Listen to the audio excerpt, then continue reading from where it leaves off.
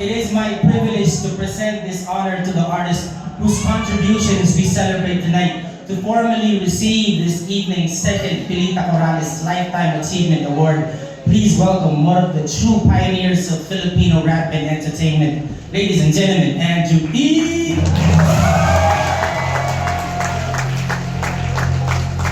To give the trophy, we have PMPC President Fernando Guzman, together with former Presidents Rodel Fernando, Bel Navarro, Bel Valdenera, Julie Bonifacio, and Romel Gonzalez.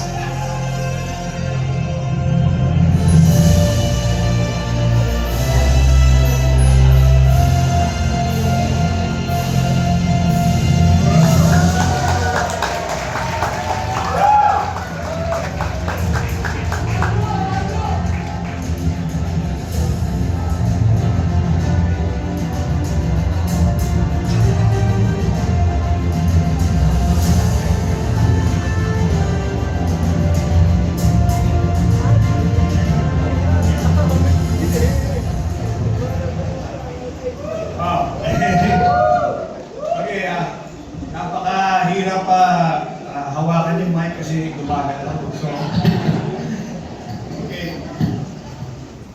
Here's the deal.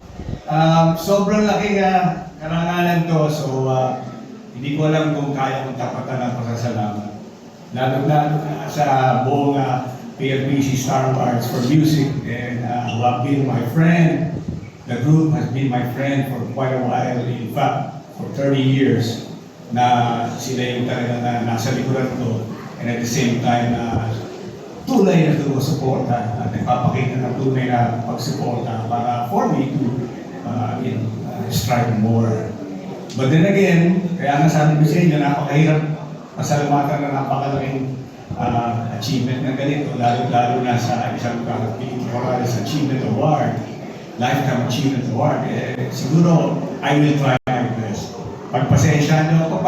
But then again, along the way, hihingi ako ng palakpakan sa inyo kapag kailangan humingi. Hihingi po ako sa inyo. Huwag niyo po sana akong pagdamutan ng paghingi. Okay? Anyway, number one, PMPC of course. Palakpakan natin PMPC. Napakaraming salamat. Thank you so much. Inyong grupo from my heart. And, okay, first door na nagbukas sa akin para ako'y makilala ninyong lahat or probably ng buong bansa is of course the one and only RJ Jacinto and the Ventures na sila ang gumawa ng akin Humarap Ka ng Pangit way back 1990 and then I introduced to the people in 1991. So maraming salamat sa inyo po. Transition to that would be napakalaking salamat of course for the one and only Boss Vic Del Rosario. And yes,